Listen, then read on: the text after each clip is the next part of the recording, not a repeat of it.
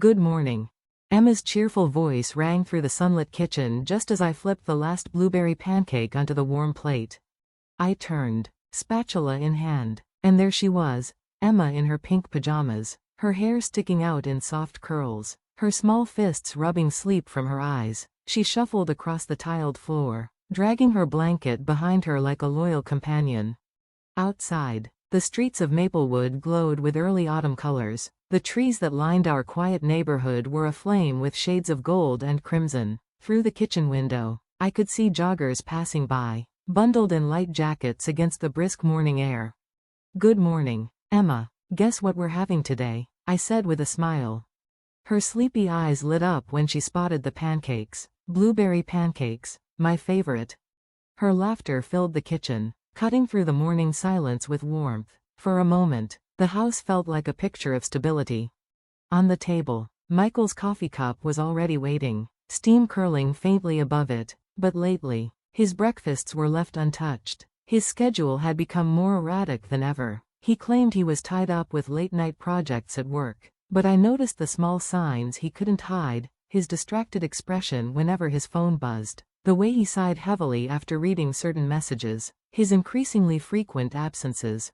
I told myself not to overthink it. We were all busy. After all, my own work at Northwestern Memorial Hospital consumed me. As a pediatrician, I spent long hours making difficult decisions, diagnoses that weighed on parents' hearts, treatments that tested my judgment. Yet, no matter how exhausting my days became, I never skipped my duty of picking up and dropping off Emma. It wasn't just a routine, it was a promise, one that had quietly become the center of my life. Caitlin, my younger sister, was supposed to share that responsibility, but more often than not, she excused herself with the same line. I have irregular hours as a freelancer. My schedule's impossible to predict. In truth, her schedule seemed filled more with social outings and personal projects than commitments to her daughter. Our parents excused her behavior, just as they always had. It's important for Caitlin to focus on her career while she's still young, they'd say in unison. I wanted to argue. Emma wasn't just a responsibility, she was a child who needed stability, affection, presence, but my protests always dissolved in silence. The family had long chosen to shield Caitlin from consequences, especially after her divorce. Later that morning, I buckled Emma into her car seat and slid into the driver's seat of my Tesla Model Y. The street was still glowing with morning sunlight, the leaves overhead swaying in a crisp breeze. In the rearview mirror, Emma sat quietly, absorbed in her Bright Horizons picture book. Her lips moved as she traced the words, her face bathed in golden light. Sometimes, I caught myself thinking this looked like the picture of a mother and daughter. For a fleeting second, I allowed myself the illusion, yet the thought always carried a warning, reminding me that I wasn't her mother, only her aunt. April, are you picking me up today too? I glanced back at her smile through the mirror. Of course, but what did Mommy say? Mommy said she has work. She said she'll be late again. Again. The same explanation as yesterday, and the day before that. Each excuse differed: meeting friends for lunch, visiting the hair salon, a networking dinner, but the outcome never changed. Emma was left waiting. Her small voice pierced me in ways words from adults never could. Each time I saw her loneliness, something inside me fractured. That evening, just as the hospital's pediatric conference ended, my phone buzzed. Caitlin's name flashed across the screen. I answered, balancing the phone against my shoulder as I shuffled papers into my bag. Sorry, I have a favor to ask. Her voice carried that familiar pleading tone, the one she'd used since we were children whenever she wanted me to take her side. In the background, I heard the bustle of an airport, or perhaps a train station. Luggage wheels rattled, announcements echoed faintly. I got a sudden work assignment, she continued. Could you watch Emma for about a week? I need to meet a client for a design project. A week? I froze. Caitlin, that's not a small favor. I know, but it's really important. I absolutely can't skip it, please. I hesitated. What about Mom and Dad? Couldn't they help? They already have plans with friends. Something about the timing felt off. Mom and Dad had been unusually distant lately, too. Sunday brunches had been cancelled more often, their excuses vague. Before I could press further, Caitlin rushed out. Sorry, but could you do it? Thanks. Then the line went dead.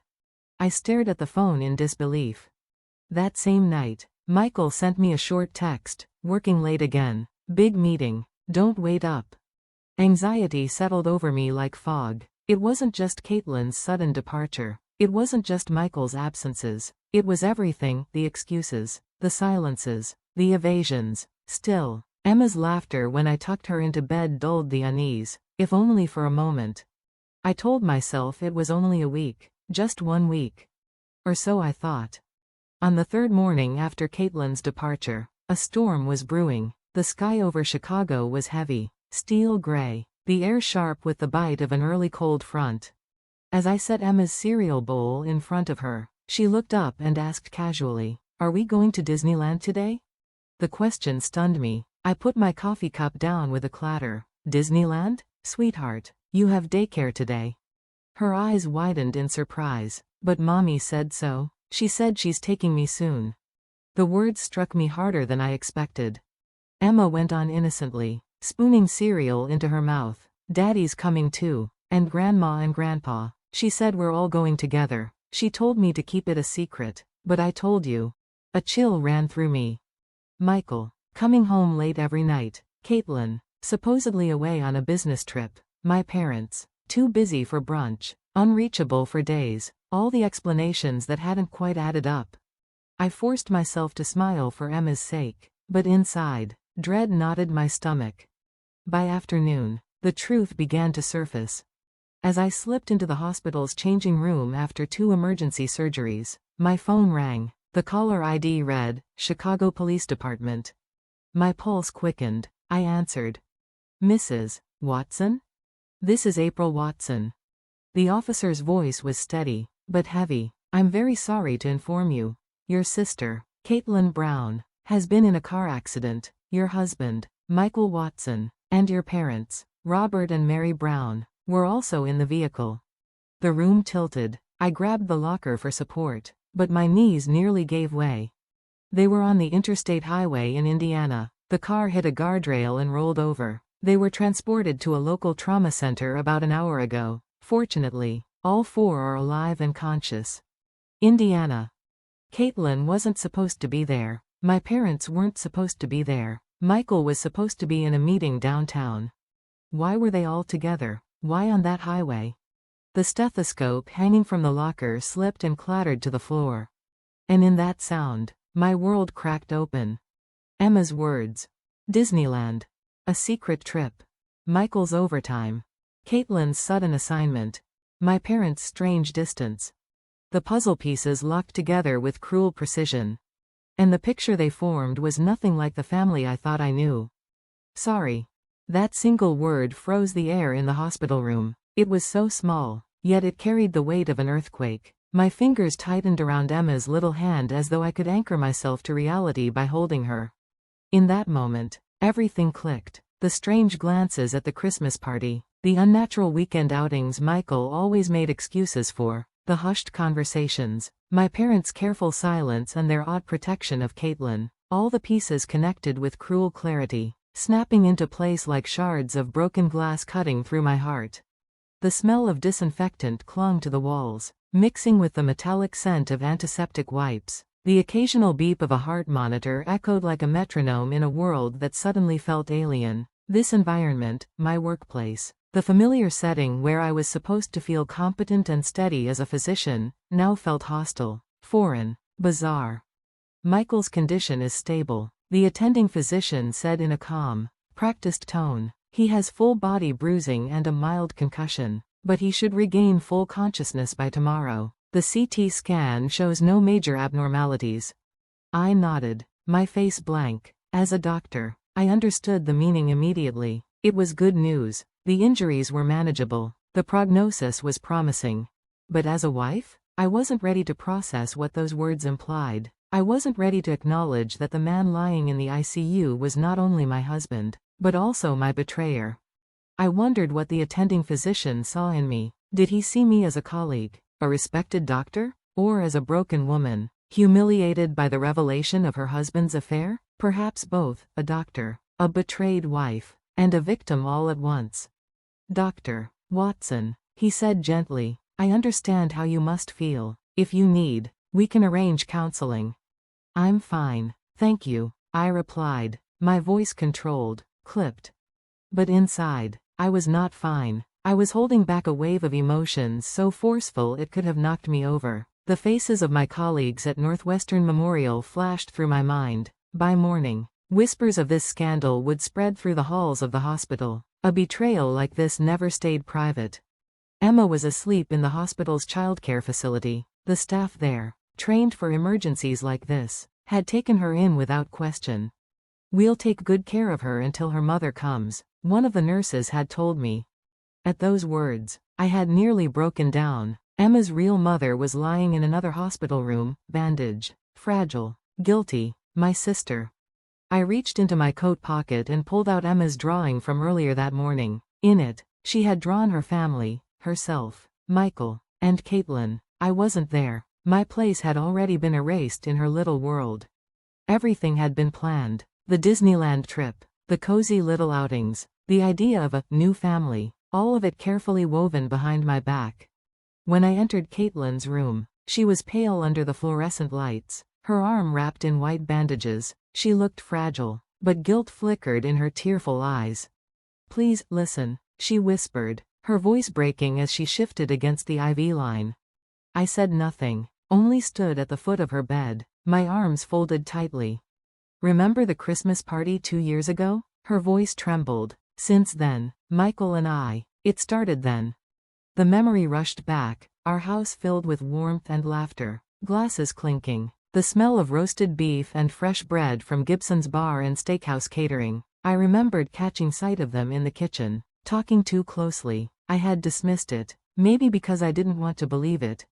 At first, I was lonely after the divorce. Caitlin continued. He was there. He listened to me. He understood me.